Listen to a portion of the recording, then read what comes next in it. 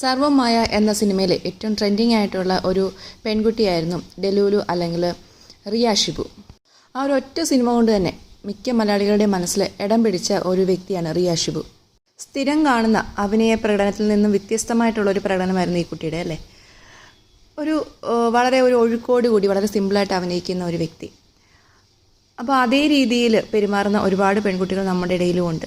റിയ ഷിബുവിൻ്റെ യഥാർത്ഥ സ്വഭാവം ഇങ്ങനെയാണോ എന്ന് നമുക്കൊന്ന് നോക്കാം. അത് നമുക്ക് അവരുടെ ബോഡി ലാംഗ്വേജും അവരുടെ സംസാരവും അവരുടെ ഒരു ഗെറ്റപ്പൊക്കെ കണ്ടിട്ടാണ് നമ്മളത് പ്രെഡിക്റ്റ് ചെയ്യുന്നത്.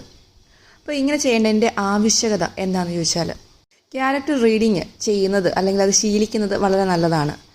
അതിന് നമുക്ക് ഇങ്ങനത്തെ ഫേമസ് ആയിട്ടുള്ള വ്യക്തികളെയാണ് ആദ്യം ഉപയോഗിക്കേണ്ടത്. അങ്ങനെ ചെയ്തു വരുമ്പോൾ നമ്മളോട് ഇടപെടുന്ന ആളുകളെ നമുക്ക് പെട്ടെന്ന് മനസ്സിലാക്കാൻ കഴിയും. പല രീതിയിലുള്ള ചതിക്കുഴികളിലൊക്കെ പെൺകുട്ടികളും അതുപോലെ ആൺകുട്ടികളും വീഴുന്ന സമയമാണ്.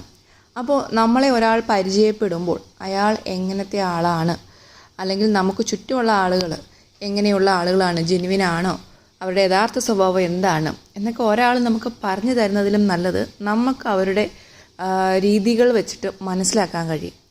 അപ്പോൾ ഇങ്ങനത്തെ കാര്യങ്ങൾ ചെയ്തു തുടങ്ങുമ്പോൾ യഥാർത്ഥ ജീവിതത്തിൽ നമുക്കത് പെട്ടെന്ന് പഠിച്ചെടുക്കാൻ കഴിയും. അപ്പോൾ ഇന്ന് ഈ കുട്ടിയുടെ ഒറിജിനൽ ക്യാരക്ടർ റീഡിങ്ങിനെ കുറിച്ചിട്ടാണ് പറയുന്നത്. ഇതിൽ പറയുന്ന എല്ലാം കറക്റ്റ് ആവണമെന്നില്ല, ഇതെല്ലാം നമ്മളൊരു ഊഹം മാത്രമാണ്. പക്ഷേ ഒരു 99% കറക്റ്റ് ആയിരിക്കുകയും ചെയ്യും, 1% തെറ്റായിരിക്കും. റിയ ഷിബുവിൻ്റെ ബോഡി ലാംഗ്വേജ് വെച്ചിട്ടുള്ള കാര്യങ്ങളാണ് ആദ്യം പറയുന്നത്. കുട്ടിയുടെ ഹെയർ ശ്രദ്ധിച്ചു കഴിഞ്ഞാൽ